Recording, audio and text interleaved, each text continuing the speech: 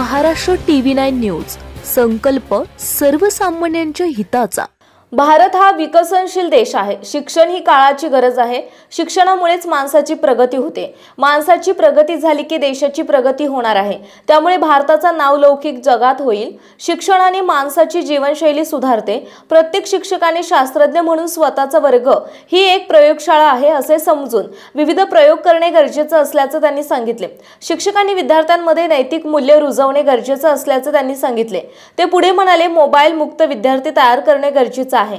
भारतीय शिक्षण पद्धती आणि परदेशातील शिक्षण पद्धतीमधील फरक सांगून शिक्षकांनी कोणत्या प्रकारे अध्यापन करावे याच्या सूचनाही त्यांनी दिल्या. जगाच्या तुलनेत भारतात शिक्षकांची परंपरा खूप मोठी आहे. आर्य चाणक्य यापैकीच एक होते. उद्याचा विश्वगुरू भारत घडवायचा असेल तर शिक्षकांची भूमिका खूप मोठी आहे. शिक्षकांना राष्ट्रसेवा करण्याची खूप मोठी संधी असते. शिक्षकांनी या क्षेत्रामध्ये काम करत असताना वेगवेगळ्या प्रकारचे संशोधन केलं पाहिजे.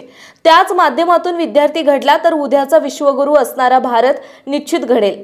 शिक्षणातून बेकारी निर्माण होईल असे शिक्षण देण्यापेक्षा सुसंस्कृत विद्यार्थी घडवावा अशी अपेक्षा त्यांनी व्यक्त केली. सदर कार्यक्रमाप्रसंगी माननीय डॉक्टर उदय निरगुडकर, रत्नत्रय एज्युकेशन सोसायटीचे सचिव, इंग्लिश मीडियम स्कूलचे चेअरमन आणि विलासचंद्र एम मेहता, ITIचे दहिगावचे मार्गदर्शक माननीय श्री प्रमोद भैया दोशी, माननीय श्री अभिजित पाटील, माननीय Shri Mahadev sir, Ratnatray English medium स्कूलचे मुख्याध्यापक श्री दैवत वाघमोडे, विलासचंद्र एम मेहता, ITIचे प्राचार्य श्री गजेश जगताप, दहिगाव अकॅडमीचे मुख्याध्यापक श्री सतीश हांगे, शिक्षक आणि शिक्षकेतर कर्मचारी उपस्थित होते.